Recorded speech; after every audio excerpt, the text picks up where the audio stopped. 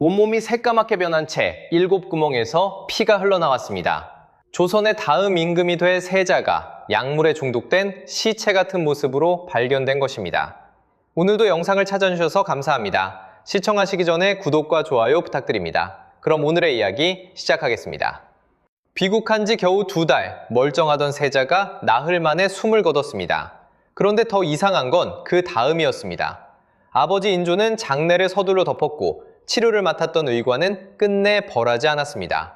사람들은 독사를 의심했지만 기록을 한 줄씩 따라가 보면 이야기는 자꾸 어긋납니다. 지금부터 그 어긋난 단서들을 함께 짚어보겠습니다. 1645년 음력 4월 26일 정오, 창경궁 환경전에서 한 사람이 숨을 거둡니다. 자리에 누운 지 겨우 나흘째 되는 날이었습니다. 조선의 다음 왕이 될 사람, 소현세자였습니다. 발병에서 죽음까지 나흘, 멀쩡하던 사람이 한 계절도 채 못 버티고 무너진 것입니다. 문제는 그 죽음의 모습이었습니다. 시신을 마주한 사람들은 말을 잃었습니다. 온몸이 검은 빛으로 물들어 있었고 눈과 코와 입을 비롯한 얼굴의 7구멍에서 선혈이 배어나왔습니다. 염을 직접 지켜본 종실 이세화는 그 광경을 이렇게 전합니다. 약물에 중독되어 죽은 사람과 똑같았다고. 이 한마디가 그대로 인조실록에 적혀 오늘까지 남아 있습니다. 여기서 잠깐 시점을 짚어두겠습니다. 소현세자는 죽기 불과 2달 전 청에서 돌아온 사람이었습니다. 병자호란 끝에 볼모로 끌려가 무려 8년을 낯선 땅에서 보냈고 그 긴 인질살이를 마치고 1645년 2월 18일에야 한양 땅을 다시 밟았습니다. 8년 갯지살이 끝에 돌아온 가장이 짐도 채 풀지 못한 2달 만에 시신으로 발견된 셈입니다.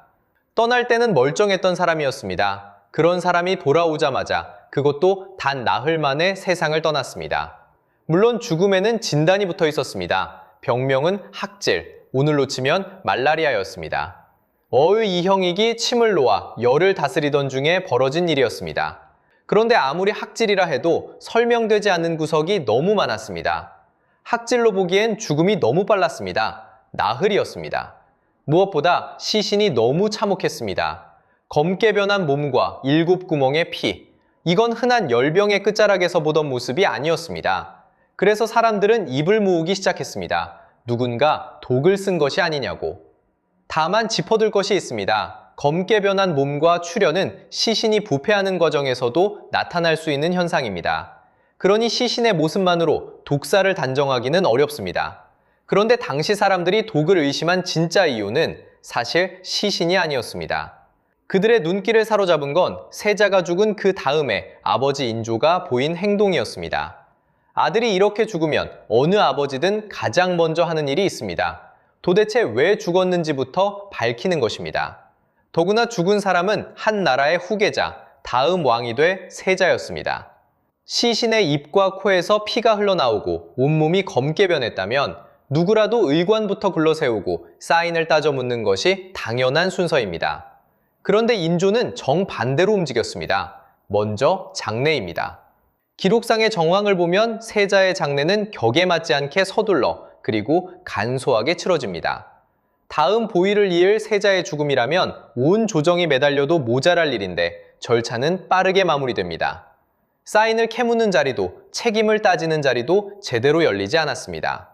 진짜 이상한 지점은 그 다음입니다. 세자를 치료하던 어의가 있었습니다.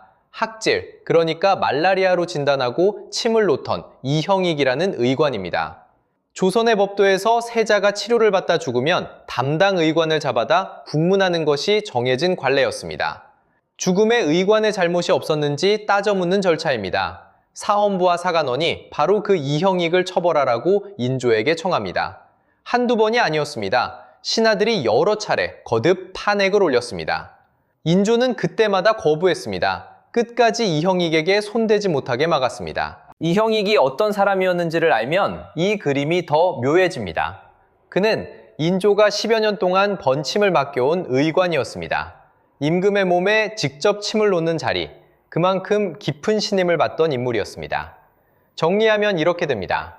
아들을 치료하다 죽게 만든 의관을 그 아버지가 끝까지 감싸고 보호했습니다. 여기서 의심이 자라기 시작합니다. 한번 생각해 보겠습니다. 정말 단순한 병사였다면 아버지가 이렇게까지 사인을 덮고 의관을 감쌀 이유가 있었을까요? 차라리 의관을 국문해서 진짜 병으로 죽은 것임을 밝히는 편이 세자를 잃은 아버지에게는 더 자연스러운 길이었습니다. 그런데 인조는 밝히는 쪽이 아니라 덮는 쪽을 골랐습니다. 회사에서 사고를 낸 운전기사를 조사는커녕 회장이 직접 나서서 감싸고 자리까지 지켜준 셈입니다. 그러면 사람들은 자연히 묻게 됩니다. 저 회장은 무엇을 숨기고 있는 걸까? 그래서 독살이 정설처럼 굳어졌습니다. 검게 변한 시신, 미뤄진 진상규명, 감싸진 의관, 이 조각들이 한 방향을 가리키는 듯 보였습니다.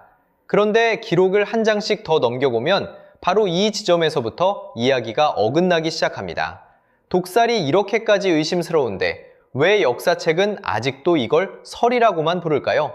정설이라면 사건은 끝났을 텐데 말입니다.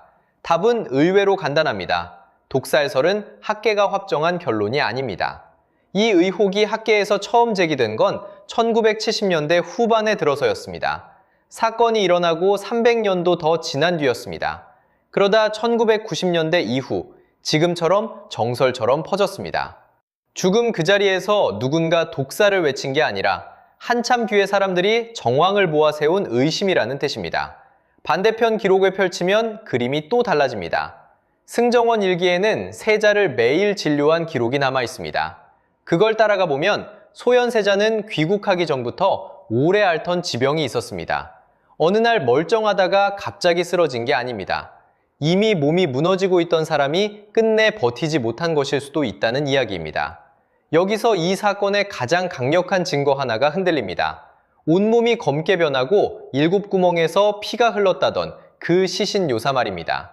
독살의 결정적 증거처럼 전해진 그 장면을 법의학의 눈으로 다시 보면 다른 답이 나옵니다. 사람이 죽고 시간이 지나면 시신은 부패하면서 검게 변하고 구멍에서 핏기가 새어나올 수 있습니다. 독이 아니어도 일어나는 일입니다. 범행 현장처럼 보였던 게 알고 보니 시간이 지나면 누구에게나 일어나는 자연스러운 흔적이었던 셈입니다.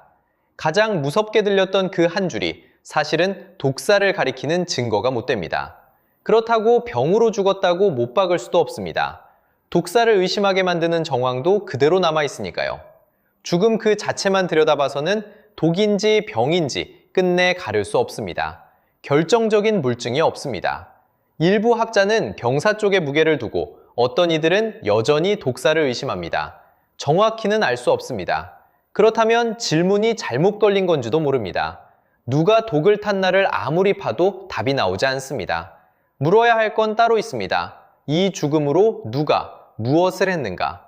시선을 죽음의 순간에서 떼어 그 직후 궁궐 안에서 벌어진 일로 옮기는 순간 흩어져 있던 단서들이 비로소 한 방향을 가리키기 시작합니다.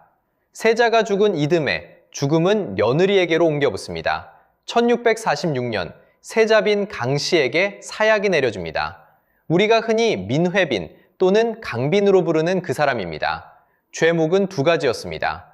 하나는 인조의 수라상에 오른 전복구이에 독을 넣었다는 것, 다른 하나는 인조를 저주했다는 것. 임금을 독살하려 했고 임금을 저주했다. 둘 다 목숨이 10개라도 모자랄 죄였습니다. 그런데 여기서 기록을 가만히 들여다보면 이상한 점이 하나 걸립니다. 두 죄목 모두 끝내 물증이 나오지 않았습니다. 전복구이에서 독은 발견되지 않았습니다. 저주를 했다는 증거도 나오지 않았습니다. 무엇 하나 손에 잡히는 게 없었습니다. 그런데도 처형은 그대로 진행됐습니다. 순서를 한번 따져보겠습니다. 증거가 없으면 풀려나는 게 정상입니다. 죄를 입증하지 못했으니까요. 그런데 이 사건은 정반대로 흘러갑니다. 증거가 없는데도 사약이 내려졌습니다. 풀어줘야 할 자리에서 사람이 죽은 겁니다. 순서가 거꾸로입니다. 그렇다면 그 전복구이는 누가 차린 걸까요? 여기서부터는 정사가 아니라 견해의 영역입니다. 당시 인조의 총애를 한몸에 받던 후궁이 있었습니다. 소용조 씨, 흔히 조귀인이라 불리는 인물입니다. 조 씨는 평소 강빈을 몹시 미워했고 인조 앞에서 밤낮으로 세자 부부를 헐뜯었다고 전해집니다. 그래서 전복구이 독살 사건 자체가 강빈을 잡기 위한 조귀인의 자작극이었다는 견해가 일반적입니다. 다만 짚어두자면 실록은 조귀인과 소현세자의 죽음을 직접 연결해 명시하지는 않습니다. 어디까지나 정황과 견해입니다. 그런데 정작 소름이 돋는 건 이 대목입니다. 앞에서 세자의 죽음을 추적할 때 우리는 끝내 범인을 짚지 못했습니다. 검게 변한 시신은 있었지만 물증이 없었습니다. 그래서 독살은 의혹으로 남았습니다. 그런데 그 다음 며느리를 죽인 이 사건에서는 증거가 없다는 사실 자체가 또렷한 패턴으로 떠오릅니다. 죽음에도 증거가 없었고 처형에도 증거가 없었습니다. 같은 자리에 증거가 2번 비어있는 겁니다. 증거가 없는데도 사람이 죽습니다. 그것도 2번. 한 번이면 우연일 수 있습니다. 2번이면 의지입니다. 누군가 손에 독을 묻히지 않고도 증거 한 조각 없이도 사람을 차례로 지워가고 있었던 겁니다. 그런데 인조는 며느리에서 멈추지 않았습니다. 칼끝은 손자들에게로 향했습니다. 1647년 소현세자의 세 아들이 제주도로 유배를 떠납니다. 한양에서 남쪽 끝 항구까지 내려간 다음 다시 배를 타고 바다를 건너야 닿는 곳이었습니다. 어른도 몇 날 며칠을 걸어야 하는 길을 어린 형제 셋이 함께 끌려갔습니다. 그 나이가 각각 12살, 8살, 그리고 4살이었습니다. 가장 어린 아이가 4살이었습니다. 지금으로 치면 유치원도 안 간 아이를 가족과 떼어 섬으로 보낸 겁니다. 보낸 사람은 다른 누구도 아닌 할아버지였습니다. 섬은 어린아이들이 버틸 곳이 아니었습니다. 낯선 물과 낯선 기후, 어른조차 쉽게 알아놓는 풍토병이 어린 몸을 먼저 덮쳤습니다. 유배 이듬해인 1648년 큰형 경선군과 작은형 경환군이 제주에서 연이어 세상을 떠납니다. 큰형은 13살, 작은형은 9살이었습니다. 섬에 들어간 지 1년 남짓 만의 일이었습니다.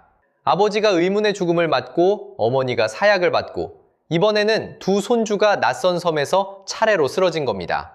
한 핏줄이 위에서부터 한 명씩 지워지고 있었습니다. 살아남은 건 막내 하나였습니다. 4살의 섬으로 끌려갔던 막내 경환군만이 두 형의 죽음 속에서 끝내 목숨을 부지합니다. 그렇게 홀로 섬에 남아 어린 시절을 다 보낸 뒤에야 그는 풀려나 신원을 회복합니다. 그리고 오늘날 전주이시 소현세자파의 시조가 바로 이 아이입니다. 가족이 거의 다 꺼진 자리에서 가장 어렸던 아이 하나가 끝내 핏줄을 이어간 셈입니다. 이 한 사람이 없었다면 소현세자의 직계는 그 섬에서 완전히 끊어질 뻔했습니다. 여기서 한번 정리해 보겠습니다. 세자가 귀국 2달 만에 의문스럽게 죽었습니다. 며느리는 물증 하나 없이 사약을 받았습니다. 그리고 어린 손자들까지 섬으로 흩어졌습니다. 한 사람의 죽음에서 시작된 일이 한 가족을 차례차례 지워버린 겁니다. 그런데 이 모든 일을 한 줄로 세워놓고 보면 가장 또렷해지는 건 따로 있습니다. 누가 이 일로 손해를 받느냐가 아닙니다. 누가 이 일로 이득을 받느냐입니다. 소현세자가 죽고 비어버린 세자 자리에 앉은 사람은 그의 어린 아들이 아니었습니다. 순서대로라면 원손, 그러니까 소현세자의 맏아들이 그 자리를 이어야 했습니다. 그런데 책봉된 것은 세자의 친동생 복민대군이었습니다. 청에서 형과 8년을 함께 인질로 버텼던 그 동생입니다. 1649년 복림대군은 창덕궁 인정문에서 왕위에 오릅니다. 조선의 17대 임금 효종입니다. 여기서 한 발 더 들어가 봅니다. 효종은 단순한 승자가 아니었습니다. 그는 조카가 이어야 할 자리를 대신 차지하고 임금이 된 사람입니다. 만약 누군가 강빈의 죽음을 다시 들춘다면, 증거 없는 처형이 다시 도마에 오른다면 흔들리는 것은 바로 효종 자신의 정통성이었습니다. 형이 억울했다는 말은 곧 자신이 앉을 자리가 아닌 곳에 앉았다는 말이 되니까요. 그래서 효종에게는 형과 조카를 깎아내릴 이유가 있었습니다. 청과 가까웠던 형 소현, 그리고 청에 무릎 꿇은 아버지와 자신을 갈라놓아야 했고, 북벌로는 그 차별화의 정치 카드이기도 했다는 해석이 회자됩니다.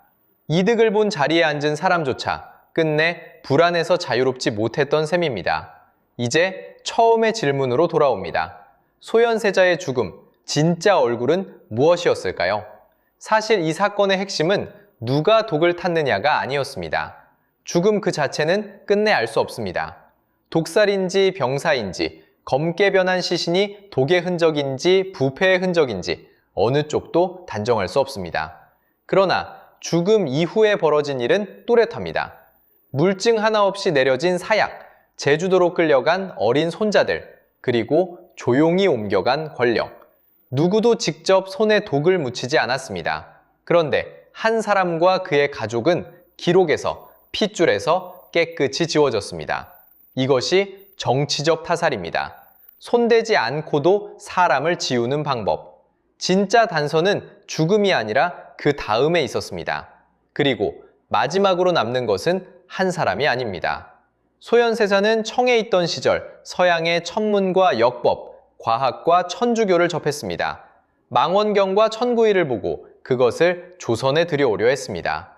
만약 그가 임금이 됐다면 조선의 개방이 100여 년은 앞당겨졌을지 모른다는 가정이 지금도 회자됩니다.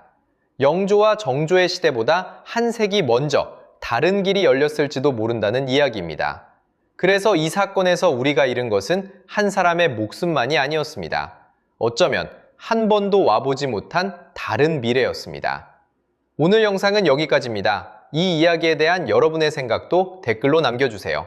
시청해주셔서 감사합니다.